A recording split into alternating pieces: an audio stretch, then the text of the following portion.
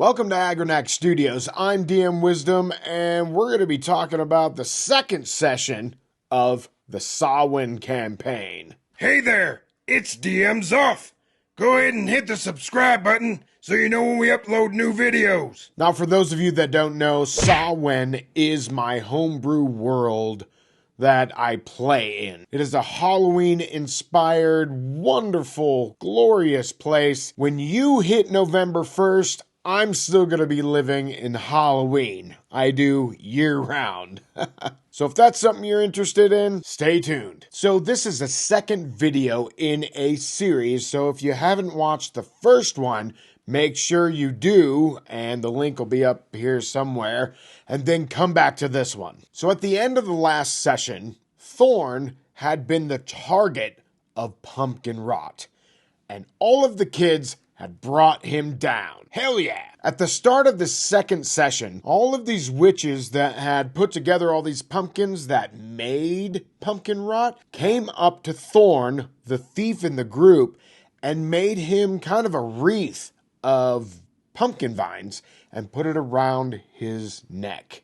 And it had some dead leaves from the pumpkins as well. And basically said, you're okay, move forward in what you're doing. Basically saying, pursue your thief-like nature. The druid-like character, Amber, looked around in the area for some animals that she could befriend, as druids do. She rolled really high, actually critical success, and came upon this snake. Now, the snake was hungry, and Ethel's character has Maggot, her imp, and the imp goes off and finds some mice for this snake to consume. They feed the snake, and at one point it starts saying, "The flies are coming! The flies are coming!" And its belly bursts open, and a bunch of flies come out of the belly, knocking Amber over. It's kind of intense. The flies disperse off into the area, and that's that. They pick up a goat that the druid Amber names Hornfanny, and it has some information about that demons are in the area, or something to that effect. They make friends with the goat comes with them, and all the kids and their families go back to Deadwater. It's a 3-day journey. Now, what they were doing here is they were harvesting pumpkins for a holiday called Ancestors' Harvest. And then 3 days later, after the pumpkins are carved, then the spirits of their ancestors, one usually in particular, will inhabit these pumpkins. It's kind of a cool thing. At one point, while they're hanging out in the Pumpkin Meadowlands, Ethel, who is Abigail's mentee,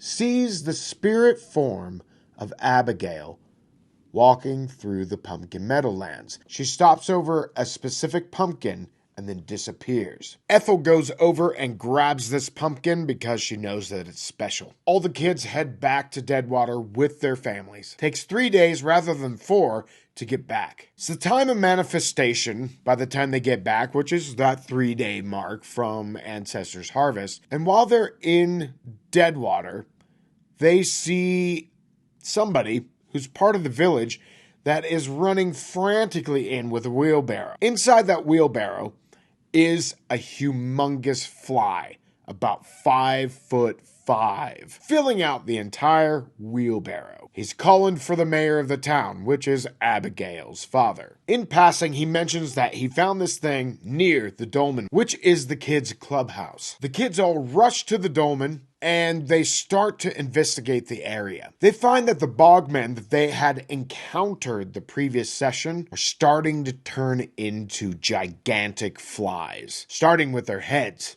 Big, bulbous red eyes. It's kind of gross. Ian, the warden or ranger of the group, is stabbing them with his knife, trying to kill them. They don't move at all. The kids decide to collect one of these turning flymen and take it back to their village. They use a rope and make a makeshift sled out of it, basically dragging these flymen with the help of Hornfanny. They drag this thing back. Ian and Tobias take this thing to their father, and their father's like, we need to get this to the mayor, kind of figure out what this is all about. So they bring this thing over to the mayor, and they start to investigate. They don't really know what to make of it yet. All of these flies, these huge flies, are showing up in town. The mayor's a bit crazed. He's lost his wife and his 3 daughters, including Abigail, just within this last year. It's not a good year for the mayor. At one point, Ian and Tobias show their father the cultist's dagger. They're not sure what to make of everything. So as the day wanes on, the kids decide to go back to the dolmen, and they're going to actually carve a pumpkin for Abigail. Hopefully, she'll inhabit it. Long story short, they get back to the dolmen, they carve a wonderful pumpkin for Abigail, and a green light forms and inhabits the pumpkin. And it speaks. It's Abigail. They explain to her that she's died about a week before, and that she's now part of this ritual or this holiday of manifestation. Abigail says that she followed a fly, a large one, maybe 2 inches long, to the dolmen. She didn't know why, but that's why she's there. Then she says, "They're coming. Run!" And everybody starts running. They start to run back to the village. Tobias, who had picked up Abigail's pumpkin, notices that something is biting him, and this pumpkin that Abigail was inhabiting turns into this pumpkin horror, 3 pumpkins tall, and is fighting him, trying to eat him, bite him, do damage. They destroy this one, but 2 more appear, and they hear the sounds of large flies on the outskirts of everything. They destroy the 2 other pumpkin abominations, and then the flies pour into the area. No, I mean they pour. Hundreds of them. It's an intense flapping of wings, huge amount of sound, just permeates the area. Many of them, if not all of them, fall on the ground. They've been pummeled by these flies, but the flies are aimless and they eventually fly off. It's an intense situation for them. They all run away from the area. The kids make it back to the threshold of Deadwater, calling and screaming for their parents. Then they see Abigail in spirit form, appearing and disappearing, then appearing farther on, disappearing. They follow after her. Abigail waves them to the edge of the village, and then across the bog she points out towards the graveyard where she's buried. She says, "Go." So they all head over to the graveyard. Inside the graveyard is a red-robed cultist, one of these Affinity of the Soul cultists. He's got a knife in hand, and it's the same exact style that they had lifted from the dolmen in the previous session. They hear the grinding of stone and metal as the earth is kind of rising up where this cultist is, a graveyard golem. The kids attack immediately. Ian hits the cultist with a critical hit with his arrow, and the cultist goes down dead. But the graveyard golem continues to form and completes. They have this mass of stone and metal to contend with. They begin to have an epic battle with this graveyard golem. In the middle of this battle, one of these huge flies lands on a mausoleum. The graveyard golem is trying to dig up the grave of Abigail, not focusing its attention on the kids, but focusing more on lifting the dirt up to get to Abigail's body. The flies begin to attack as well. Eventually, the golem is destroyed and falls down in a heap. The flies are thwarted and leave and disperse the area. Then a green light starts to ascend from the depths of Abigail's grave, and it enters the golem.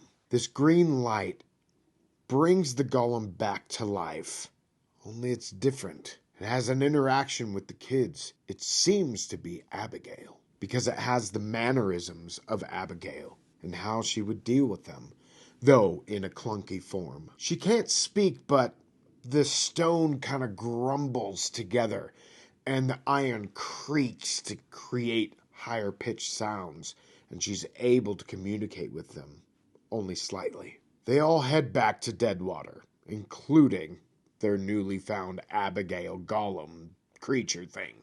Ian comes to his dad's house and explains, "I've killed a man." His dad's obviously freaking out. In the meantime, Tobias goes to the mayor's house. They've split off to make sure that they're covering ground quick and informing as many people as possible. Tobias, in front of Abigail's father, the mayor, says this, "Abigail's outside of the town. You must come." The mayor immediately bunches up his fist and punches Tobias, laying him out flat on the deck. He's too distraught, slams the door. They end up going to the outskirts of town, explaining everything that's going on. The mayor eventually comes out, and both Ian and Tobias's father, as well as the mayor, speak and talk with this creature, this golem that is inhabited by the spirit of Abigail. Now, if you want all the juicy details, I've uploaded this session on our Patreon page. Make sure you click on the link in the dungeon, and that'll take you there. It's not public, but all of the paid Patreons can listen to that session in its entirety. All right, so how can we use what was just happening in this game? I want you, as a dungeon master, to use what's before you, to be inspired by the things that are around you, because that is what inspired this session. One of the things that I do is I go to Reaper Mini, and their minis inspire me a ton. Even if you're not a miniature gamer and you don't use minis in your game, I would suggest that you go and look at miniatures, especially the monsters and the different things that they have. When I was at reapermini.com, I saw this guy right here. He is a graveyard golem, and he's so awesome. And I knew I just needed to have this in my game. And I had in mind that maybe this would become the mascot of the game. Kind of the Scooby-Doo for the Scooby-Doo gang. And I didn't know that I wanted Abigail in here, but I knew that I wanted this in the game. And it just happened that it made sense for Abigail to inhabit this creature. So currently, there's 2 more sessions left for this series, but currently Abigail's inhabiting this graveyard golem. How fitting. The other thing that happened was that I went to Michael's, the craft store. Out of the blue, I wasn't looking for this or anything. I found this thing. It's a jar of flies. And I was like, okay, that's gross to begin with. But also, these, in comparison to minis, is pretty friggin' frightening. So I said, I'm definitely using these in next week's game. Plus, it was half off, so it was only, $5 for this. How cool is that? Look at these guys. They're friggin' gross as hell. You can't really see these, but whatever. This is just a gnome right here. Dungeon Master from the 1980s cartoon.